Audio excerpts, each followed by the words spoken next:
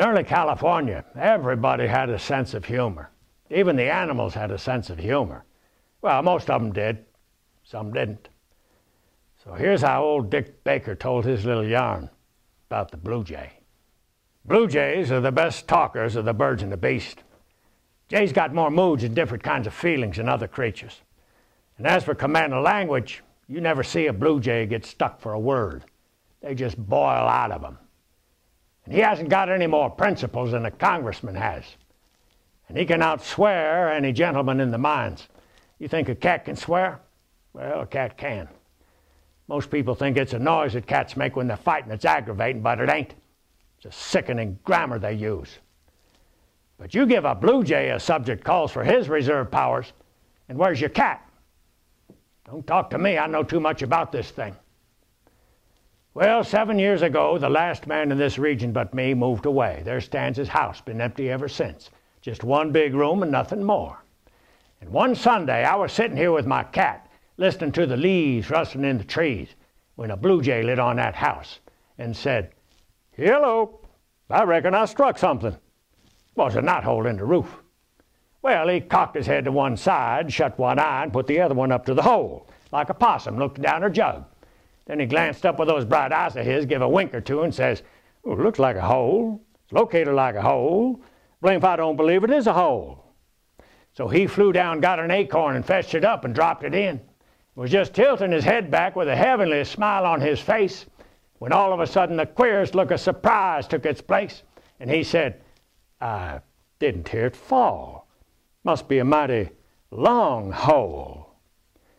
So he flew down, got another acorn, dropped it in, tried to flirt his eye over to the hole quick enough to see what become of it, but he was too late.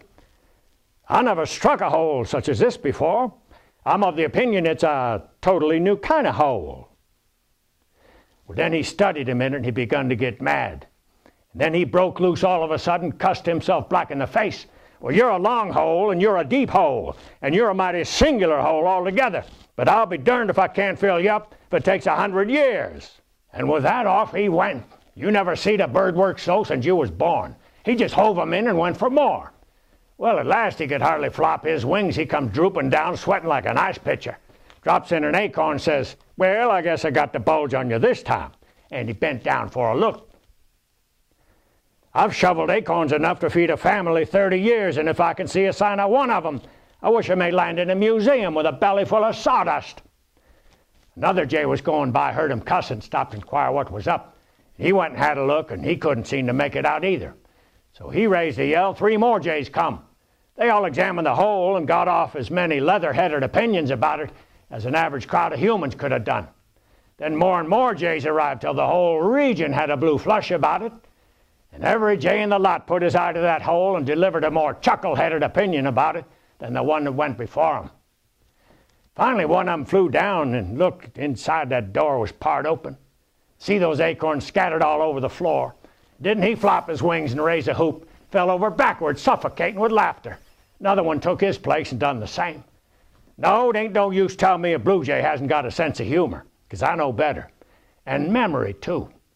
Oh, they bring blue jays from all across the United States to look down that hole every summer, and other birds, and they all laugh, except for an owl who come from Nova Scotia to visit the Yosemite, and he took this thing in on his way back. He said he couldn't see anything funny in it, but then he was a good deal disappointed about Yosemite, too.